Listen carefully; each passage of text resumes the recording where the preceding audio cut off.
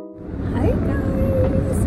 Oh my gosh, wait, is that loud? Okay, that should be much better. Now you guys can hear me. I've not seen you guys in so long. What is up? I'm so sorry I have not been posting any Rutgers content. I've just been very caught up in school. Today is a much requested video. It's a Rutgers pros and cons video part 2. If you have not seen my Rutgers pros and cons video part 1, it'll be linked right here, I think. Let's get right into it. Don't forget to like, comment, and subscribe. Before we get started, I just wanted to say that I'm mainly talking about Rutgers New Brunswick. I do not go to Rutgers Camden or Rutgers Newark, so I can't really speak for the other campuses, although some of the things I am saying may apply to the other campuses. So pro number 1, there are several networking opportunities at Rutgers New Brunswick. So the enrollment for fall 2020 was 50,000, and so just think of that number, but probably slightly increase it. That's our population right now. So Rutgers is such a big school, and on top of that, there are so many alumni who come out of Rutgers doing big things. I just saw some guy on the Rutgers Reddit page in computer science talking about how he managed to get a job that's paying $200,000 a year. There are so many alumni doing so many amazing things, and they want to help the students. It's up to you to put yourself out there. Definitely build connections with your professors, because your professors know a guy, or they might be that guy. They can like hook you up. I mean, I can think of like a networking example. I was in this class and they had these like student speakers come in and speak to us about the various like leadership opportunities at Rutgers. One of the speakers said she was like I think biochemistry, something along those lines. She was like a biochem major.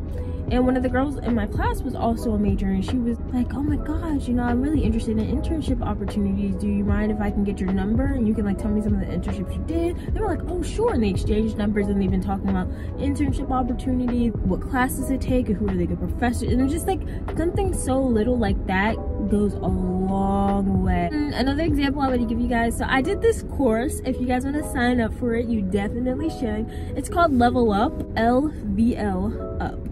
You can only do it if you're a sophomore, I believe. It's like a leadership course, and you learn leadership skills. It was such a great opportunity because the class was small.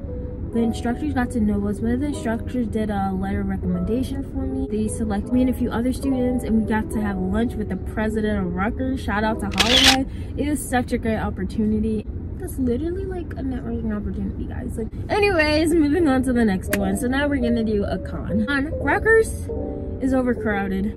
Like between like noon and just until like the dining hall closes, the Livingston dining hall is so packed, and I have to like walk around in like circles and circles and circles to find just some empty seat. There's a big event going on at Rutgers. Getting onto a bus to go back to your campus is really challenging, and it goes to show how crowded Rutgers is.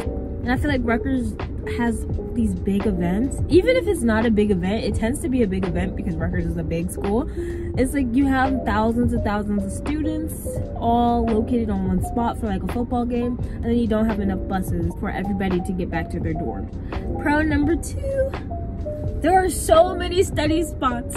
So many good study spots, y'all, let me tell you. So first of all, there's the libraries, which the main libraries I go to, I don't know every single library, but you can definitely look it up on the Rutgers website. On Douglas, it's just the Mabel Smith Library. That one is very beautiful. On College Ave, there's the Alexander Library, and on one side of the Alexander Library is the Digital Commons. Y'all have to go to if you end up going to Rutgers and you're ever on College Ave, go to the Digital Commons side. It's so freaking nice.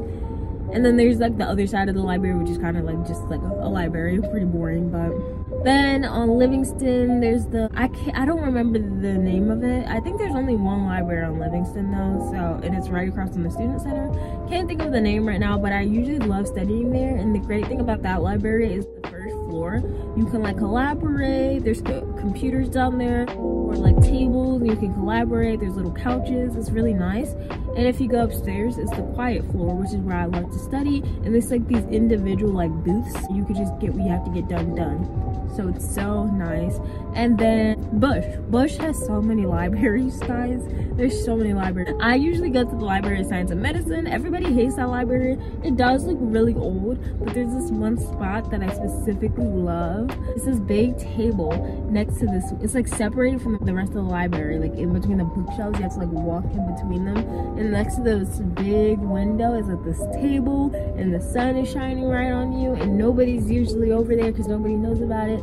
It's so nice. So those are the libraries. And then I love studying at the Bush Student Center. Ooh, it's amazing. One of my favorite study spots. The Bush Student Center has several rooms where you can study in. It's the quiet lounge, the cove. You can study out in the open on the tables. You can study in like the cafeteria in the Bush Student Center. And then you can do the same thing with Livingston, study in the cafeteria. They have like a little coffee house type of place, which there's no coffee in it, but it's just called the coffee house. But you can study there. You can study upstairs. You study in Lucy Stone Hall. I love studying in Lucy Stone Hall.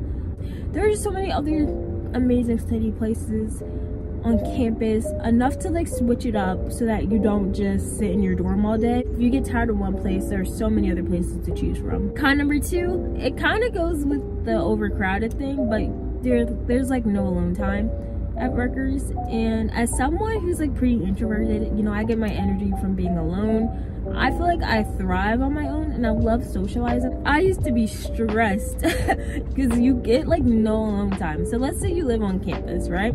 So you go to your room, you have a roommate, right? You leave your room, go to the dining hall, people. Go to the student center, people. Go to the bathroom, people. There's always going to be people. So I used to live in a dorm with a communal bathroom. Even then, still no alone time because there's always somebody coming in and out that bathroom, and it kind of used to stress me out that I would never have alone time. Just something to like mentally prepare for. Pro number 3. Well, Rutgers is the definition of go big or go home. When they throw an event, man, they throw an event. Rutgers Day, I have a Rutgers Day vlog. You guys can watch that right here. Even with like the football games, y'all. Rutgers, I don't know if this is new. I think this is something they just started doing this year. Rutgers throws a carnival before every single home football game. And I'm not talking about a carnival like hand games. No, literally a Ferris wheel, a jumbo slide, several food trucks.